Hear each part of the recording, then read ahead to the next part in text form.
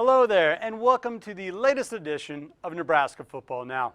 I'm your host, Andy Classen, joined again by our Husker insider, Jake Bartecki. Jake, how are we feeling? Doing well, man. Happy holidays. Happy holidays, Merry Christmas, all those good things. And here in Husker land, we have a little bit extra to be cheerful for this holiday season.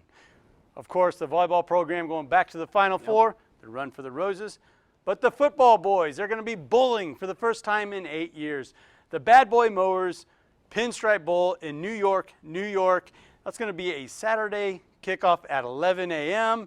It's going to be in New York. It's going to be cold, December 28th, a couple days after Christmas. So all in all, I think there's a lot to be thankful for. There is indeed, and you know, it's a stepping stone, right? Yeah. Nebraska made a bowl game. They get those extra bowl practices, which are, I know it doesn't sound like much, but it is important, and it means a lot in terms of getting those young players' development. So no matter the status of the bowl game, they got to 6 wins. They're playing in the postseason. Merry Christmas. You know, I think it was Mitch Sherman or one of those guys actually added up all the practices, and over a 4-year stint, you know, player, if they go to a bowl game every year, it's basically a full season of practices. Yeah. And, of course, that looms large, comes in very handy their junior and senior year. So getting that back in order, and also the payoff, right? It's going to be a lot of fun. I think something very unique for Nebraska this season, opposed to a lot of other bowl games and bowl teams. Yeah. These guys want to be there. The 5th year, the 4th year seniors want to play in this bowl game. I would agree with you, and I'll tell you who else really likes playing in this bowl game is Matt Rule. I mean, he grew up in New York City. He said it in the Pinstripe Bowl press conference, the first one. He talked about the days when he was growing up in the city and taking the train to go see a Yankees game at Yankee Stadium. I think this means a lot to him, and therefore I think it means a lot to the players as well. And it's significant also for guys like Ty Robinson and Luke Gifford, Isaac Gifford, excuse me, who Luke Gifford did have a picks this weekend, though. I don't know if you did see that, Pro Big Red. But for those older guys, those seniors, it means a lot to them because they haven't had this opportunity, right? So I don't want to say it means more to Nebraska than it does to Boston College, but in terms of the circumstances, considering the circumstances, it might. Yeah, and Boston College is going to be the opponent, the Eagles, and their head coach, he said it too. It means a lot to him. Bill O'Brien, you know, coached a long time up in the Boston area with the Patriots, so he knows the weather, he knows the area, and his team too. It's going to have some, you know, some holdouts, I would say, but they're excited to be in this bowl game as well. They are, and Boston College looks like a typical Bill O'Brien team, at least the defense, right? Yeah. The defense is very stout up front. They don't make a lot of mistakes. They don't commit a lot of penalties. They lack that big win on the season. They're 7-5 in what was a pretty weak schedule. Beat Florida State when they were ranked 10th to start the season, but you know, you look at Boston College's schedule, I actually think Nebraska has a stronger strength of schedule. So exciting. Nebraska's in a bowl game. It means a lot to both teams, especially to Nebraska for a number of different reasons. I can't wait. Well, let's kind of focus in on Boston College there and get into their style of play and their program. Really had a roller coaster season, if you could ever have one. They started off so hot with a big old bang, beating top 10 team on national television in week 0 against Florida State. Started the season 4-0, then went 0-4, and like you mentioned, there's some weak opponents in that stretch. Finished things off with a 2-game winning streak, going 7-5. Had a change up at quarterback mid-season.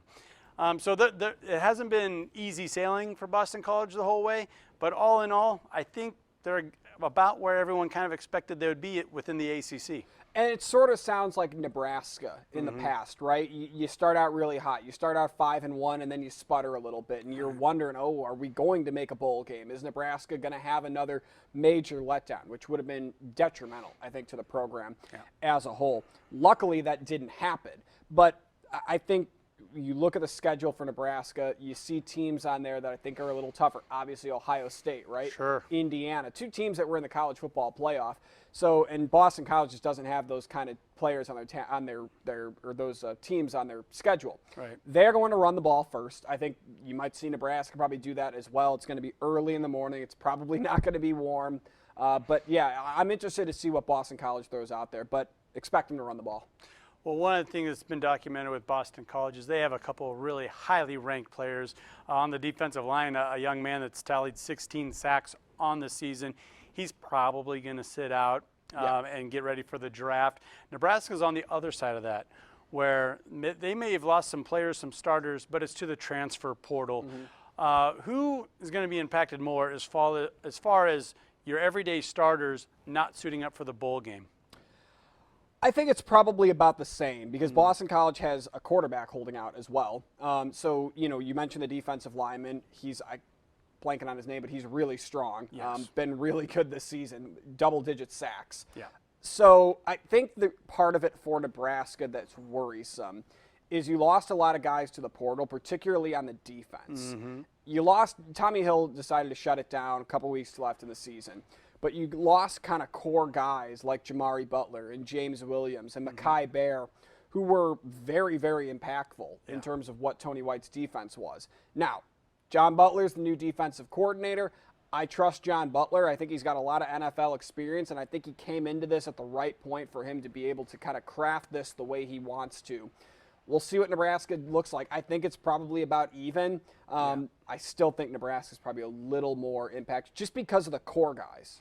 Yeah, and just some talent that you expected to come back and that really could have benefited from those extra practices. You mentioned John Butler being elevated to the defensive coordinator position. I think Husker fans got to be pretty excited about that. It's a natural fit, and it may have been who Matt Rhule kind of wanted in that spot to begin with. You also bring in another NFL guy over from the Chiefs.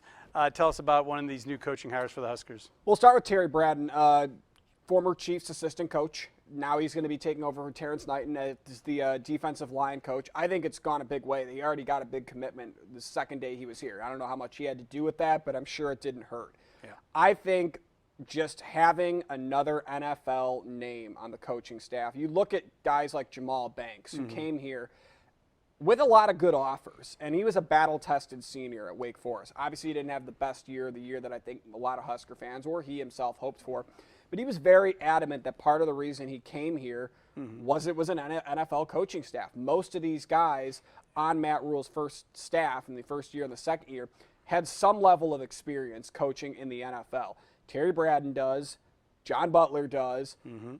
That's going to go a long way, especially a Super Bowl champion winning defensive line coach.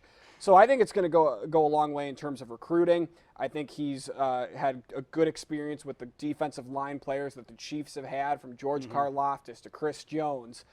That's a lot of talent, and that's a good group to learn from when you transition to college. For John Butler, I think you're right. I think he was partially hired because Matt Rhule knew that at some point, if it was going to be for a higher-paying defensive coordinator job or a head coaching job, after the success Tony White had in year one, he probably wasn't coming back after a couple of years. Yeah. Came back for year two, but John Butler has proven that he's a good coach. You look at the secondary the Bills have crafted over the last few years. It's one of the best in the NFL each and every year, and I think he came in at the right time. He came in July where it wasn't totally like a clean takeover. It was right in between not knowing anything and enough time to craft a system.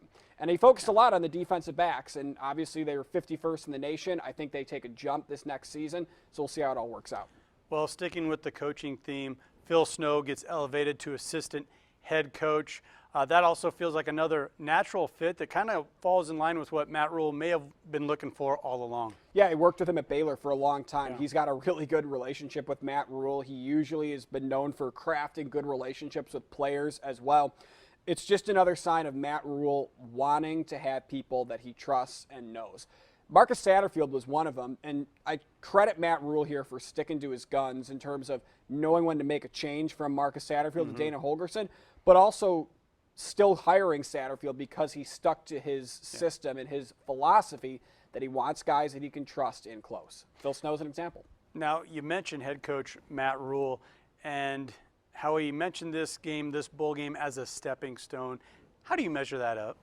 I think it is simply because they're in a bowl game, and this is a 6-win team against a 7-win team. You think about next year, you hit the portal hard in this offseason, you have the confidence of a bowl game. You've got a lot of young players still on this team. You mentioned that extra season of practices that the bowl game provides you. I think it just gives them that much more into 2025. And Matt Rule said it. There was a video that they posted. This is not about ending 2024 on a high note. It's about starting 2025 on a high note, because everything that this bleeds over into is going to come back just in a couple weeks or a couple months when Matt Drills begins in February. Well, talking about the portal, that really kind of adds some flames, or some, fans the flame as far as players moving in, moving out.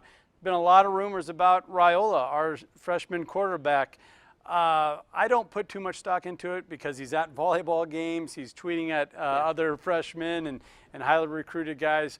I think he's in it for the long haul, and he's pretty comfortable with his new coaching staff. Yeah, I would agree. I completely agree. Look, he's one of the best highly recruited and rated quarterbacks out of the underclassmen in college football. I'm sure teams are texting him. I'm sure all those schools that he was looking at along with Nebraska are still staying in contact with him. Yeah. That's just college football in 2024. It's the way it works now. Matt Rule even said it. He's one of the best players in the country. He would expect that he would get reached out to by other coaches, other staffs, other teams. I am with you 100% though. I mean, his sister works as a nutritionist in the athletic department. His younger brother is going to come here as a quarterback as well. He was at the basketball game. Him, Sierra Wright, Malcolm Hartzog, Emmett Johnson were all. I saw him having a great time at that Indiana game on Friday night. I think he's very happy with where he is now. As far as how long he'll stay, who knows, right? In terms of moving on to the NFL, I think he's at Nebraska for the long haul, though. He was even at the last volleyball game, congratulating the players. And Dayton was there, too. Yeah, you're exactly right. So I think there's a lot of positives there. And speaking of Coach Holgerson, that's another, he's been here, feels like forever now.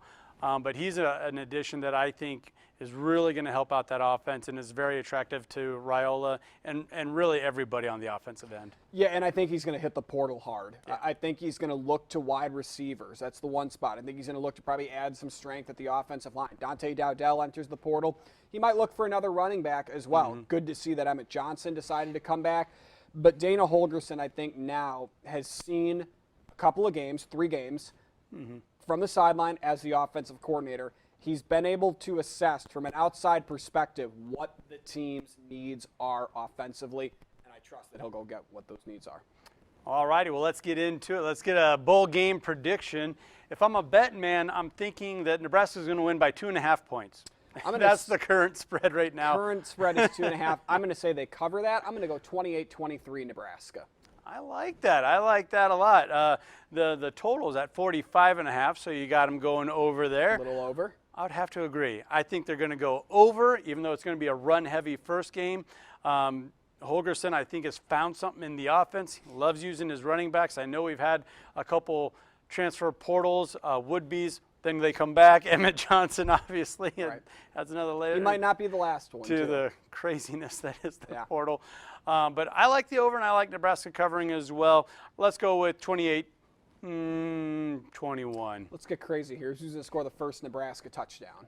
Let's go Emmett Johnson, right? Emmett Johnson. I like the running backs. I like that call as well. Well, Jake, thank you for swinging by and sharing all that wonderful information with us. And thank you for joining us on another edition of Nebraska Football Now.